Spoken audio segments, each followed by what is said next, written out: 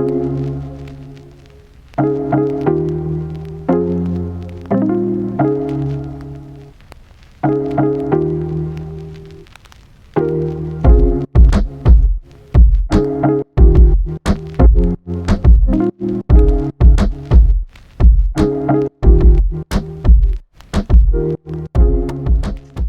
and welcome back to another episode of Lather Talk. I'm Jon, and here with me is my co-host Gerard.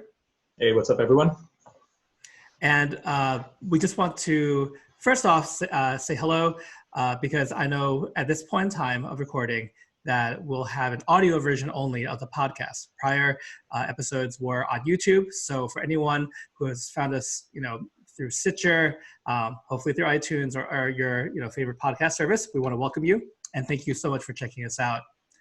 So today's topic of conversation, we'd like to talk to you about limited editions, kind of the uptick that we've seen this past year and definitely in the last few months, and also how does that affect, buying patterns and even just the perception, of various companies and artisans. So Gerard, we talked about this a little bit offline before, but I was wondering if you want to kick us off on that.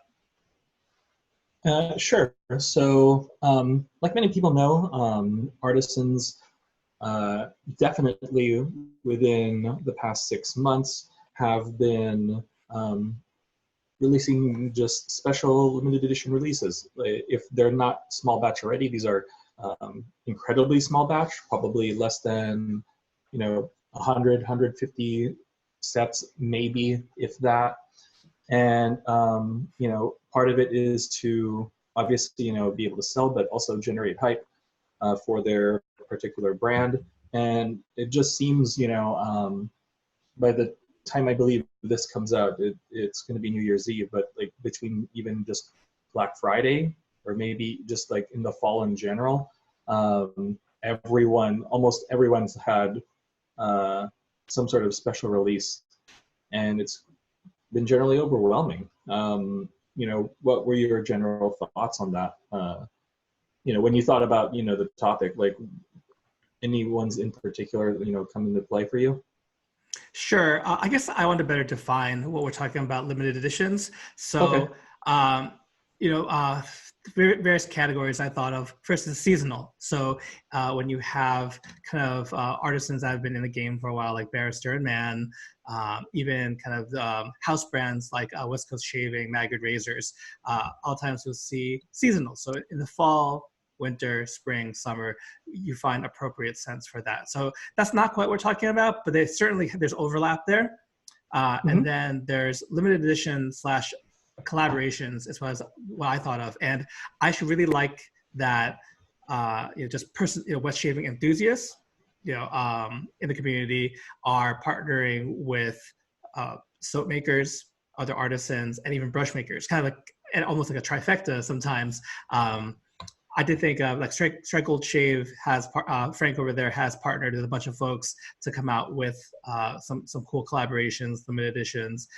Neil over at Heritage Collection Shaving, and they've definitely been a lot more rampant. And sometimes there's a special like charity or organization that is raising awareness and raising funds for. That's also something that I've seen actually a lot more happen this year. And my question, I guess, around it is there a point where the consumer could get burned out, especially those who are in the thick of it, trying to pick up their favorite scents or pick up their favorite, artisan releases, or just help support great causes? All of those things, it's a hit to the wallet.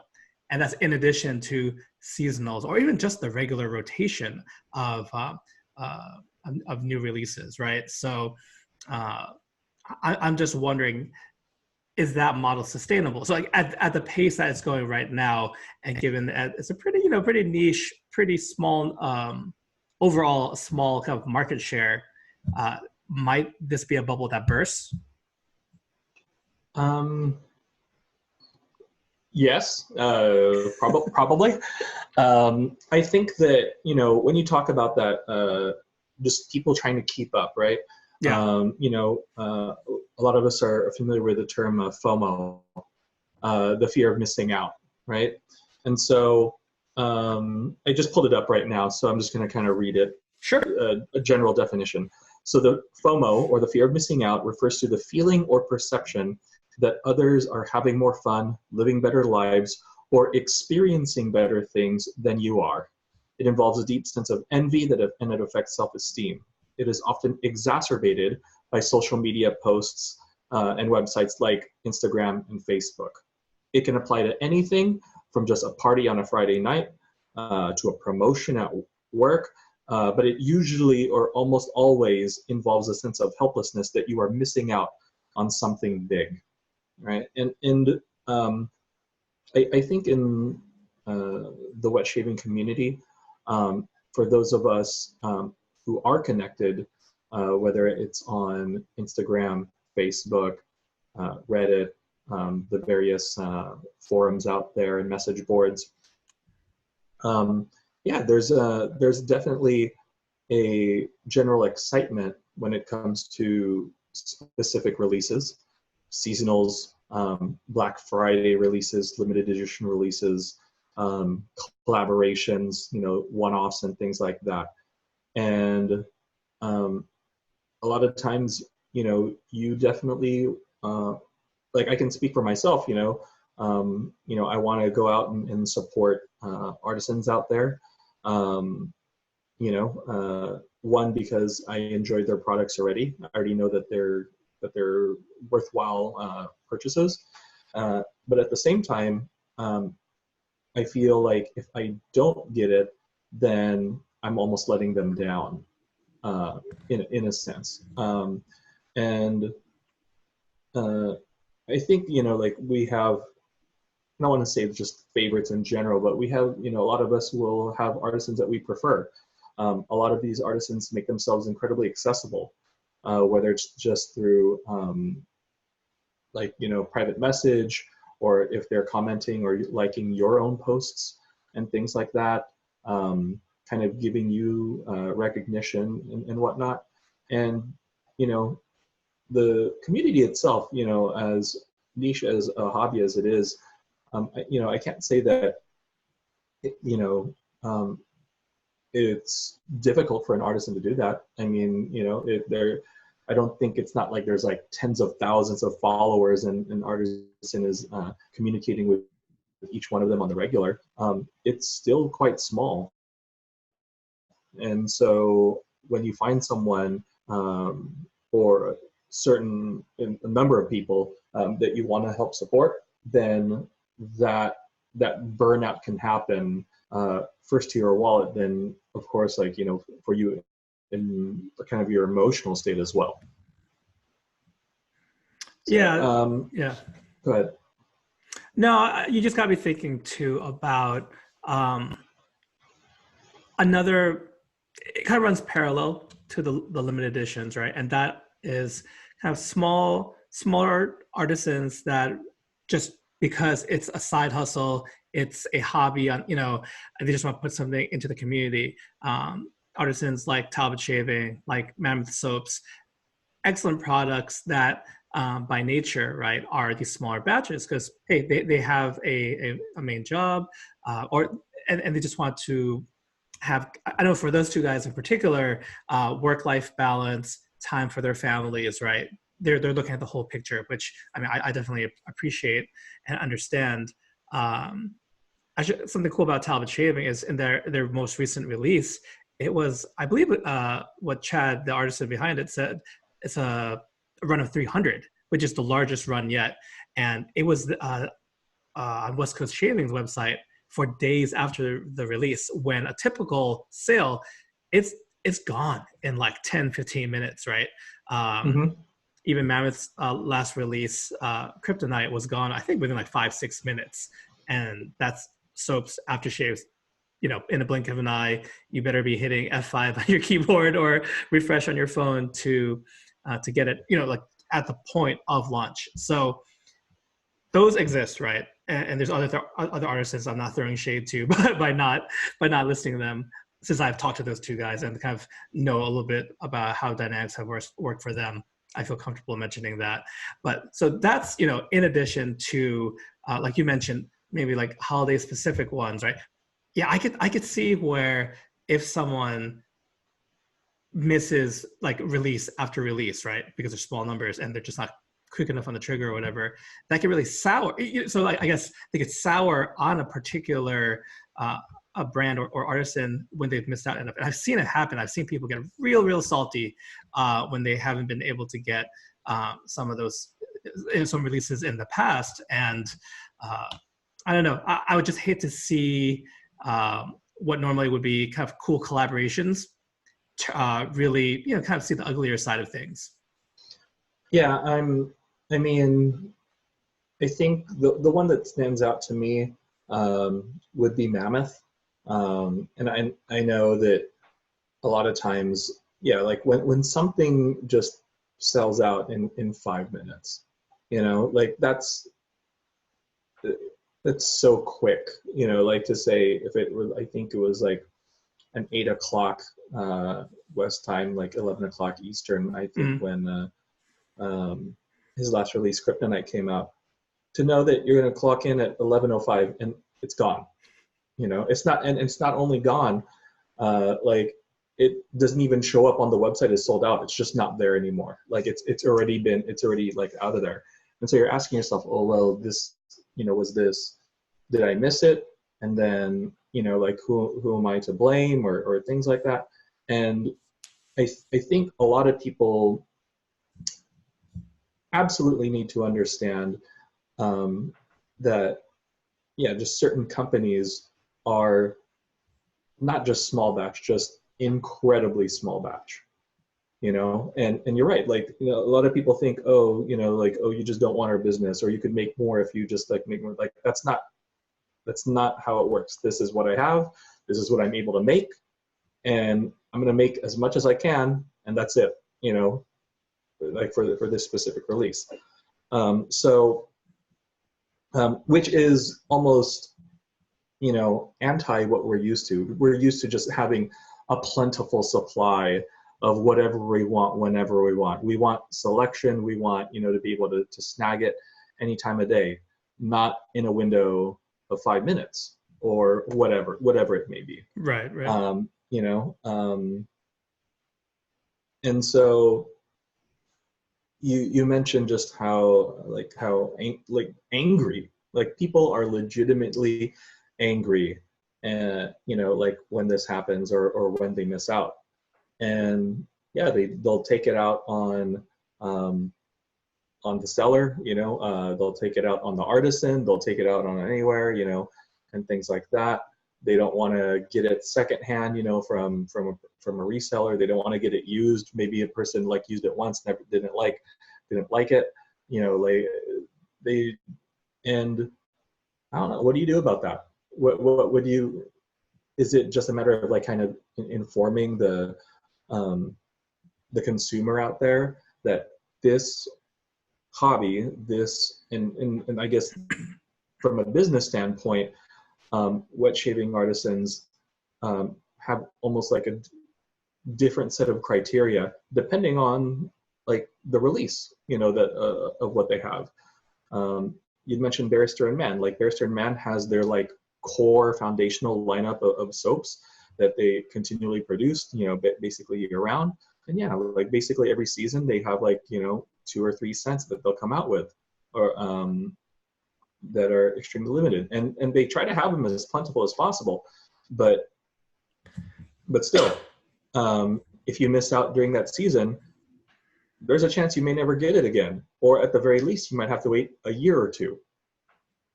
So, and I think that's part of it. I think if people know that from the beginning, one, they'll be ready. Shout out to Ben. That means instead of 5 minutes, it'll sell out in 2. Mm-hmm. and right. Whatnot. But I think that's the best that people can hope, because I mean especially when an artisan is just saying, yeah, most of the time, no, I can't release 500. I can't release 1,000. I'm a one-man operation, literally. You know, I do what I can. I send it out when I can, and that's it. And I think that's completely understandable. You know, for most of us, like if I missed out on something, then it's on me. You know, and it's not like these artisans are hiding that. You know, they said 11 o'clock it will be, you know, it'll be live or whatever. When they give you a time of the drop, they know it's going down. They know people will be ready, and they know that it'll literally be minutes before it's all gone. So I can't even blame the artisans in a lot of cases for that, because they're doing what they can to tell all the consumers, like, just be ready for this. Yeah, I think, you know, one thing I thought of while you were speaking was perhaps the newer shaver, or maybe someone who's not as plugged in, whether it be on Facebook, Reddit, shaving forums, whatnot. And let's say they just, you know, they, from a random post or a search, something brings them to learn about a Talbot or a Mammoth or something like that. And they literally go in blind, not knowing, you know, like, oh, this is not like some other larger brands, like, yeah, like being a Barrister and Man and whatnot, where for that season, right, that scent's going to be continually made until that's done, and the next season everything shifts. It's kind of, I can see some being really soured to kind of these let's just call them small batch releases. Mm-hmm. Or quick strike, I think it's a shoe term. Quick strike release. Okay. Yeah. Oh, I've not heard that term before. Yeah. But yeah, so my heart goes out to folks like that who's like, oh, this sounds really cool, or these scents sound, you know, like either unique or something I'd like to check out.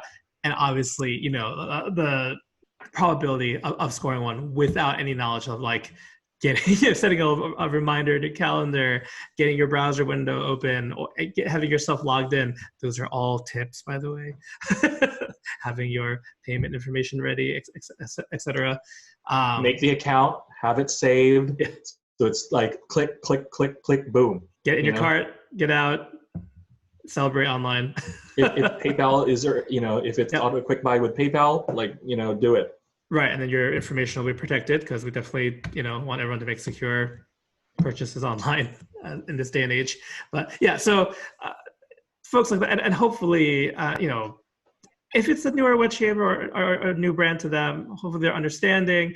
But yeah, I mean, unfortunately, I've heard of just, yeah, people taking it out on the artisans themselves. And I mean, that's just, I don't know, it's just immature behavior and not really warranted for some soap. I mean, I guess I appreciate the enthusiasm, but that's kind of the darker side of being a hobbyist, being a collector. You know, there's definitely soap collectors. Well, I mean, okay, so, you know, we talk about the holidays. We're kind of wrapping them up, you know, as we're recording this. And like, what would you hear, like stuff in the news, like on Black Friday, you know, when they opened those doors, you know, like people were getting trampled. People died at, you know, like in places for Black Friday for what? A television that was 50% off, for, you know, some like other object, you know, that's just totally ridiculous. And, you know, you don't see people, you know, yelling at any of like the TV manufacturers for that, or talking like about that. But there's almost like this rabid fanaticism when it comes to products, and especially if it's known that it's going to be a very, very limited release. Mm-hmm. People, you know, you don't, you know, if there's only 100 sets out, you do not want to be 101. That's a terrible feeling to be 101, that you missed out. I think the reality is that most of us, you know, are behind computer screens, are behind, you know, cell phone or smartphones, and social media makes it so easy for us to just vent and rant, like in a comment on a post, whatever may be, without thinking of the consequences of that, you know, like how it makes us look, without thinking about, you know, the circumstances for the artists themselves. I think if we just, you know, we're a little bit more understanding and compassionate in terms of, like, you know, how this how this hobby is and how these artisans like interact, I think we would probably be in a better place. Now, that's, I think, almost wishful thinking. There's always going to be someone new. There are people, more people coming into the hobby every day. So, if someone else figures it out, you're explaining the same thing, like the next day to someone that might lash out or whatever. Sure. I'm curious. I think you picked up one of the ones in question. Did you pick up a set of Nostalgia? I did. And that's from, remind me, who worked on that collaboration? So that's a collaboration between Strike Gold Shave. The design was by Chicano Designs. And then it was released with Heritage Collection Shaving with a special, it's a replica of a classic Merit shaving brush. And so I believe out of the actual brushes, there were only 20 of them made in that colorway in particular, the turquoise colorway. And so, yeah, I want to say it was released, I think it was released the week before Black Friday. Yeah. And then they had a full set. I don't remember the pricing exactly, but it was around, I want to say like $150, something like that. Soap aftershave limited edition brush with a really nice high quality gel tip badger knot. And they had a couple of them left, so they decided to split the sets. So when that happened, I was able to pick up a soap and a splash. Okay, so you didn't go for the original, like the set of three, the set with the brush. The full set. No, I did not. And here's the thing. It's a little bit of both, and so like we can talk about that because it's they just recently launched another collaboration with Sarasota Wet Shaver. Again, designed by Chicano Designs, special limited edition brush. Strike Gold Shave did the soap and splash, and then they also had Peacemaker's Pomade do a matching pomade for their scent La Befana, which is based upon the popular and very, very expensive Xerjoff Naxos 1861. And but with that one, they did release. You're able to buy everything individually if you so chose to. I remember saying. Sorry, I remember saying that, and I guess that's part of the reason why I brought it up. Where I think very wisely, right, based on one release, and these were only a few weeks apart because La Befana at the time of this recording was just released a few days ago. Yeah, within maybe 3 weeks to a month. Yeah, I think like if it felt like under, way under a month, but where they learned, everything was bundled, and I mean, granted, like the packaging was very nice. Like a lot of thought was put in the whole package, but I think with folks either maybe saving funds for Black Friday or just funds are low because of various holidays that require us to give gifts to one another, or gifts to ourselves, whatever. No judgment there, but with the La Befana release, everything was available a la carte, and I think there's probably still like a small number of sets where probably maybe it's a deluxe package, right, where you get everything. Yeah, I think they do have a couple of those left. I know that bundle the soap and aftershave, the first batch already sold out, so they're doing another batch of that. But yeah, I mean, it's good if you can sell it, you can sell it. I'm not gonna knock an artisan for wanting this, and it's really like you had mentioned, it's a really nice package. It comes in a musical a box with some music. It has it's very, very well put together. You're not just going to get it in a priority mail box with some styrofoam peanuts. Right. It is very, very presentable. beautiful gift set. And yeah, I do think that, you know, and I might say this like a million times, like throughout this podcast, about thinking with our wallets first. Yeah. You know, it's just hard to just drop like $150 or $185. I don't know. You know, we've talked about like pricing and things like that on something in like around the holidays, especially when we're trying, you know, a lot of people are trying to buy presents for others and things like that. You know, maybe like in the future or something like that. And again, I'm just kind of like thinking this up, you know, like maybe in April or May, like, you know, with your, like you get your tax return and, you know, like you know, something on that. Yeah. I don't know. It's just a thought. But the other like difficult aspect about this is that a lot of the artisans are not in discussion with each other. You know, they're their own individual thing. Sure. So sure. when you have like 5, 6, 7, a dozen or more artisans all dropping stuff within the same month, you know, it's crazy. It's so crazy. You know, and it's almost one of those cases where ignorance is truly bliss if you just step away from, you know, like social media, because you don't want to, you know, feel like you're missing out, or you don't want to feel like you can't, you know, support all of them, you know, if you are so in line to. I think that's a really good point. Yeah, it's not like everyone's in cahoots with one another, and sometimes you see overlap, right? I know in the past there's been like, oh, two artisans might decide to do the same scent dupe or something like that. Like that happened with Sterling and Noble Otter. Yeah. Both naming a Spice Bomb clone called Kaboom. Mm-hmm.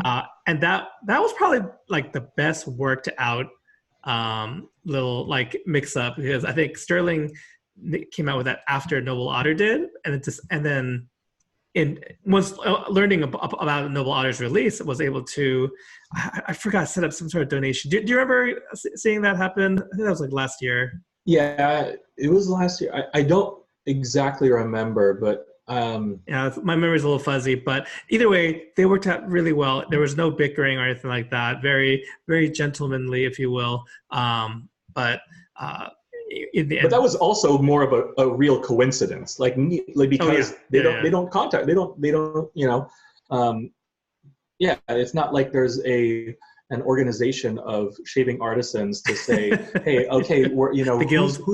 Yeah, the you know, there's probably a soap maker named like the Guild, you know, like Shaving Guild or something like that. Probably. No, you know, no hate or anything like that.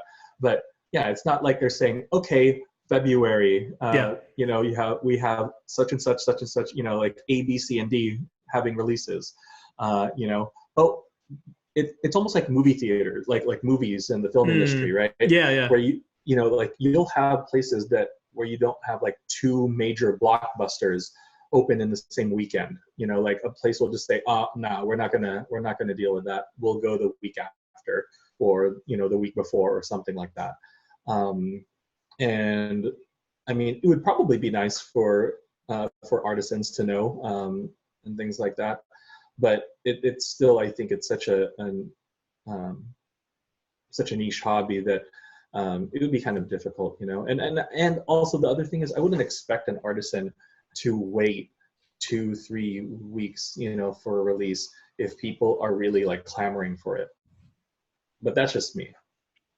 That's true. I wouldn't be surprised though in the coming year or the next year or two where you might change a release date, right? If you find out kind of there's a large release, or from a more established artisan coming out, like you don't really want to cannibalize sales or like lose sales to something else like that.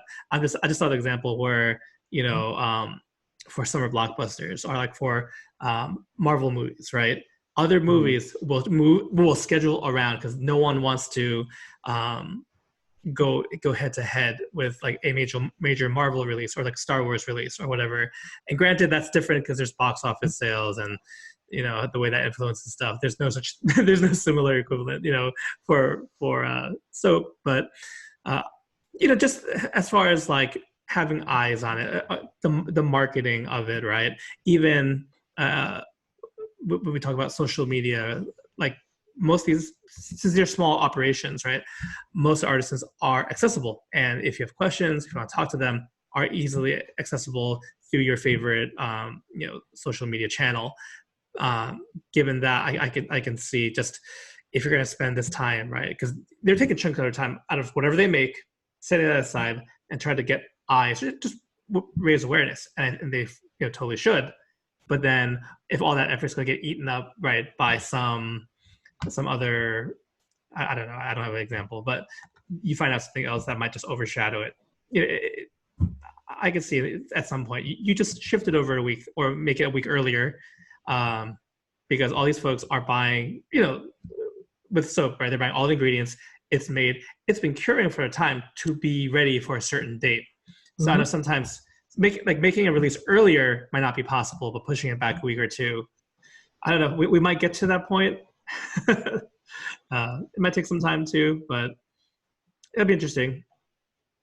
Yeah, I'm sure it would be nice. And that's the thing. I don't think, as a consumer first, I don't like the idea of artisans having to compete with each other on release dates.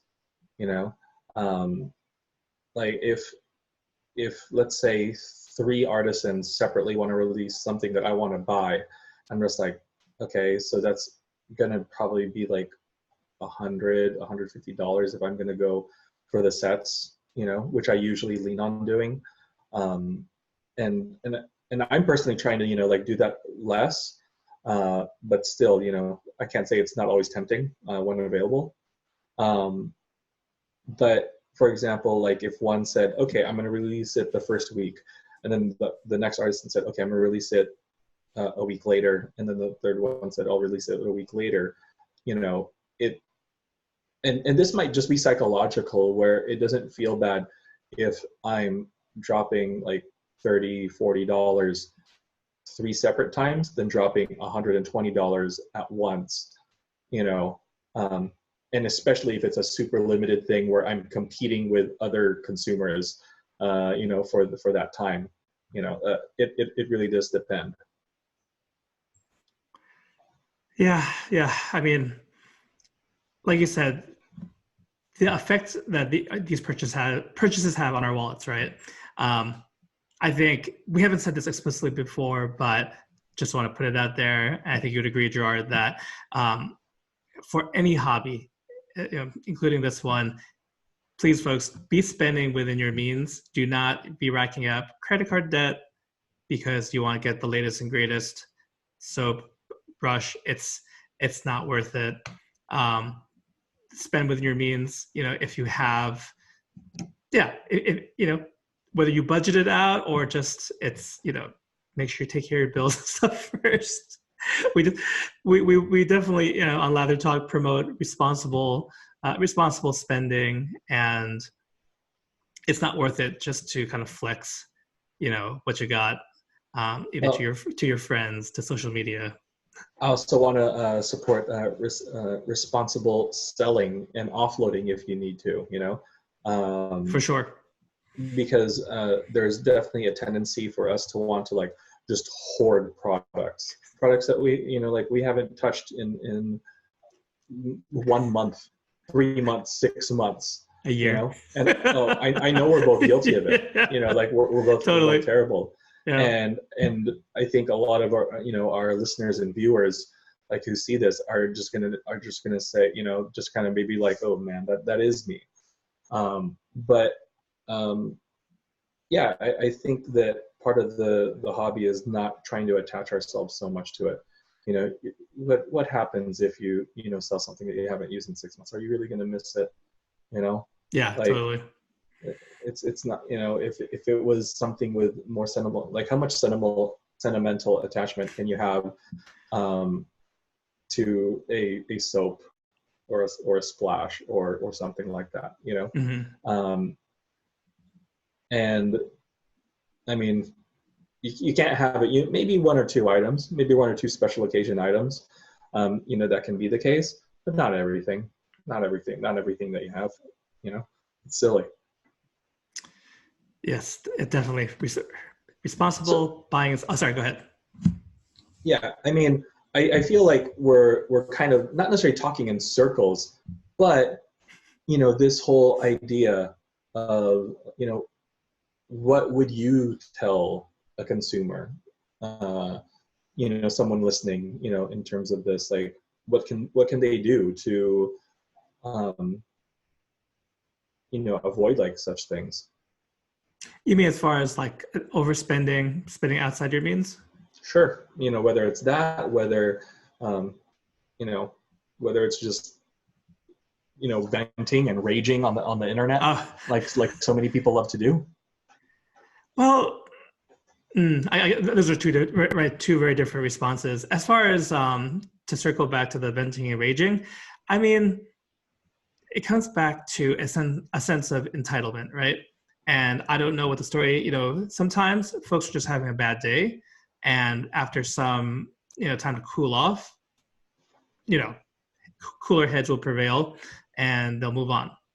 Other times, the entitlement is like someone who's used to getting their way. Um, Maybe in a scenario where if you throw enough money at something, you get what you want. That's a little harder. That's it's a learned behavior. I don't know if anything I can say is, you know, especially in this day and age of everything being on demand, at a click, at your door within a day, right? If you order online,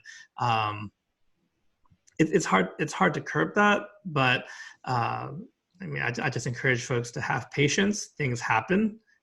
Take a chill pill. Take a chill pill. Take a chill pill. It's just soap. You know? And I think it's just two sides of the same coin, where like you and me might be really excited that something's coming out. If we snag it, really excited to use it. Mail delays happen though, right? And just accidents happen. Sometimes storms and other weather-related issues can cause delays, right? And I've seen people get really bent out of shape, myself included. It's like, oh, this should have been here 2 weeks ago. What the hey? You know, we all falter, but taking a step back, you know, looking at the bigger picture, focus on something else. If you have another hobby, you know, go play that video game you love or something. It's okay. You can rage on there too. You know. That might not be the best example as far as cooler heads. You know, and it's not even just. It's expected that you would rage, you know, like on there too. So, you know, it's not assumed, it's expected. Yeah. Do you have, is there a tip or advice that you share, I guess, for someone who might be trying to, you know, get that rage under control? Yeah. You know, first off, like deep breathing exercises, you know, like find an outlet, you know, like it's not healthy for people. I'm sure it's not good for their blood pressure. It's not good. You know, stress is not good for your blood pressure. It's not good for your mental like state of mind or anything like that. And there's a lot other things that you can, you know, overreact about other than shaving products. It's almost silly to think about. So, but yeah, I would just, like I said, you know, just to reiterate what I said before. Yeah. Just understand like how this hobby is, you know, get yourself to understand. The more you know, the better decision you can make. And when these products are released, you'll be ready. And just understand that if you miss out on it, you missed out on it, you know, like that's it. Like I'm sure that people will be, you know, and here's the thing about this hobby, right? And we kind of talked about shoes, like, you know, briefly in terms of a quick stripe. And but in this shaving hobby, let's say a lot of people will order a set of something. Okay, they'll get it in, they'll smell the soap and realize that they don't like it, you know, or it's not for them. And what do? They'll put it up usually at around the same price that that they got it for, with plus shipping, right? And it's not like, and don't get me wrong, there are many places that'll up cost and try to like turn a profit. They'll be like, oh, $100, or or something like that. Screw those people. But I feel like the community is generally pretty good in calling those people out, from the get-go. So if you miss out on it, like just kind of look on there. There's BSTs on Facebook, BSTs on message boards, Shave Bazaar on Reddit. There's many places where you can, if you did miss out, you can still grab it. It's, all is not lost, right? And I think that's the other part of being with the community. Like usually you can reach out to someone that says, hey, do you know anyone that got this, or that'd be willing, to sell it? And the community is really like helpful, like in pointing you to someone that's more than willing to do so, because it happens all the time. A lot of people, will buy something and it's not buyer's remorse in the sense, but it's just like, it's not what they were expecting. It's not what they were looking for. So it's not a big deal for them to just send it out. It's almost a part of the hobby itself at this point. That's right? very true. As opposed to other things. And I think the community itself kind of dictates like what you can do about it. If it's another hobby, if it's like like card collecting, if it's cars, if it's whatever it is, if it's any sort of collectible or something like that, like the community around will be very, very active in trying to like help you out. And I do think the same goes for wet shaving. All is not lost if you miss out on something, that feeling that you missed out on it. It doesn't have to be the case. I think that's some great advice. So I thank you for sharing that. I think as we're kind of winding things down, I did want to address, because this episode is dropping New Year's Eve. We've been doing Lather Talk just a few episodes now, and I want to give you a chance to, Gerard, after I say my piece. But I just want to say, for everyone who has checked us out on YouTube, who are checking us out in podcast form, I just want to thank you. I've just been pleasantly surprised with the amount, with the warm reception, but also with the amount of community engagement. I think, Gerard and I are really just, in part doing this podcast because these are conversations that we're having offline, and just thought, hey, there are probably other people who want to kind of hear other opinions, share their own. So really, with any of these episodes, we want to encourage you guys to do so. So, if you're on YouTube, we're very engaged in the comments section. And I think at this point in time, if you want to send an email and kind of share your two cents, or have other topics, other specific products you might want us to talk about, for now, you can send those emails to me at latherhog@gmail.com. I think eventually I'm going to have to set up an actual email for this podcast so that we both can check. But for now, send it to latherhog@gmail.com. We're kind of doing this a little bit piecemeal, but it's just been a lot of fun. I really enjoy our conversations. And one thing to look forward to in the coming year is we were, very happy to have our friend Ross on in the previous episodes. And we are going to continue with that, having guests on, folks that are working on some of these collaborations, actually, that we talked about today, other artisans, and just have them join the conversation. And I think hopefully can share a unique perspective, because, me and Gerard can talk about the consumer side, and sometimes hearing behind the scenes, even just the journey the artisan have from launching a product to various aspects of business and whatnot. I think it'd be really interesting to kind of be able to share and to hear from the for a wider audience. But Gerard, I'd love to hear how has this Lather Talk experience been for you so far? It's been quite surprising. I know that since we, because we've really only kind of been chatting with each other since September, like, you know, maybe like that. So it hasn't been that long. And so, you know, for us to kind of do this, you know, I had really no expectations, you know, as far as like watching wet shavers on YouTube. I watch a few. I didn't know, you know, would people even be interested in kind of a long form podcast about, you know, like men's grooming or wet shaving in particular. Would the response be like, would one person listen? Would, you know, one person just like tell us in the comments, like, go away, you know? And it's been everything but that, you know? And even, you know, with like 100, 200 views, you know, like that's way more than I was expecting. Having, you know, people like just write out whole perspectives, you know, like in paragraph form in the YouTube comments, you know, it's just really encouraging. And it's something I wasn't expecting so early on, you know. I think this is likely to be like episode 6 or 7 or something like that, like, you know, like in the line of things. And already to kind of just like have that is just really encouraging. So yeah, in the next year, I am definitely excited. We're just talking with other people in the hobby, whether it's artisans, you know, themselves, designers, just other people. You know, like maybe we'll get like a person completely oblivious to this community, and, you know, maybe we'll kind of like pick their brain. Is this something that, you know, they've ever thought about? I don't know.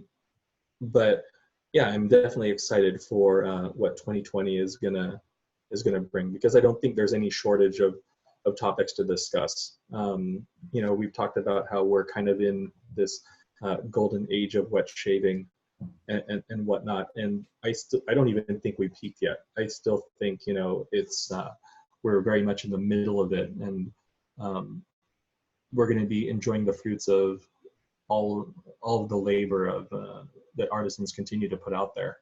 And so yeah, I just want to, you know, just say how thankful I am, how grateful I am, you know, for this opportunity.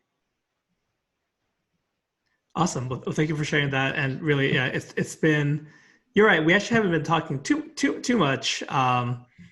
Became friends over Instagram of all places, but really, I just really enjoy our conversations, our, you know, the different takes on things, and even it's been, you know, it's been really cool to hear about different starting points for various things, even different preferences. So hopefully, you know, we're giving you guys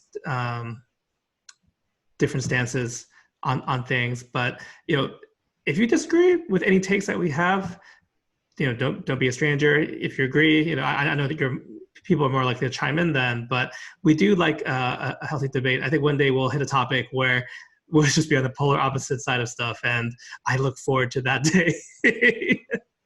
Not that we're going to go, you know, again, to fisticuffs over anything shaving related, but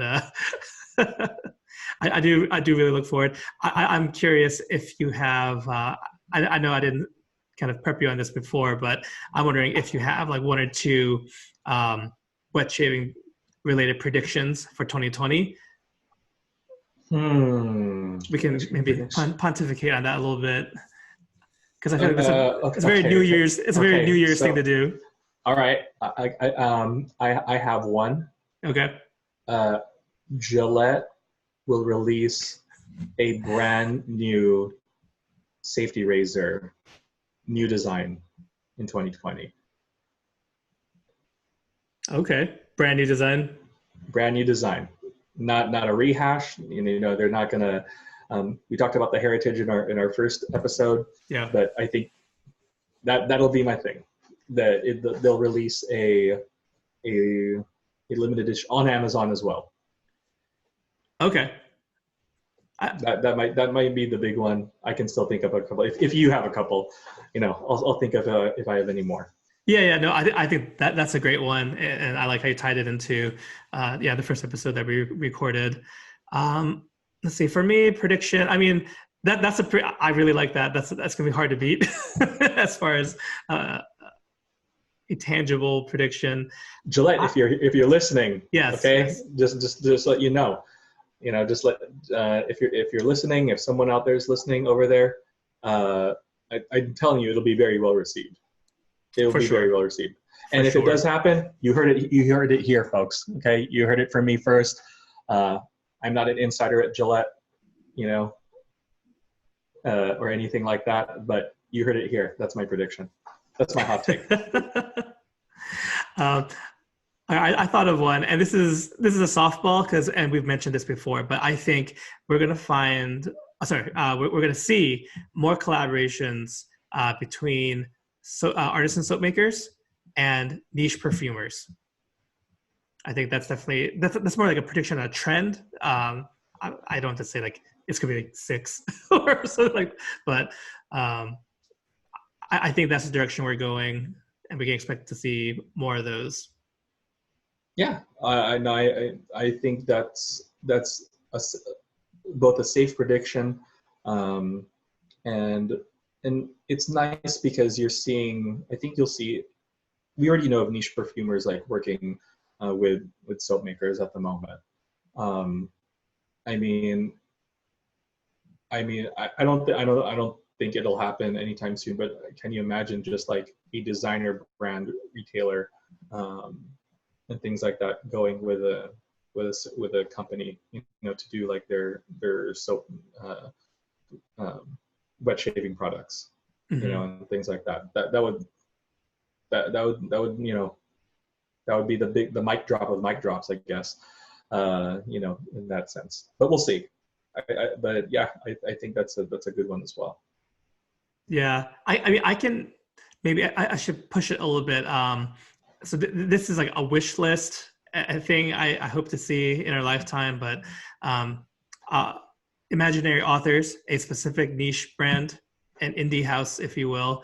I think folks have been asking for a collaboration for a while, and given that their latest release called Telegramma is inspired by old school aftershaves. So this is a scent I haven't smelled it myself yet, but given that Telegramma, imaginary author's latest release, has kind of notes of lavender, talc, it's inspired by aftershaves. No better time would there be to do some sort of collaboration than to push that. And I mean, there's other scents from them I love, but I feel like that's a little like a teaser. It'd be silly not to just jump in with both feet. Yeah, but we'll see. 2020 is going to be very interesting. All right, guys. So that'll do it for this episode. Those are our predictions. Gerard has a great bold prediction. I have a one that's less so. But either way, we want to thank you so much for listening all the way through. Again, if you guys have anything to add to the conversation, agreement, disagreement, things you want us to talk about in the future, please let us know either in the comment section on YouTube or via email at lathertalk@gmail.com. So from both me and Gerard, we want to wish you guys a happy new year, happy holidays, and we'll catch you next time. Take care. Peace.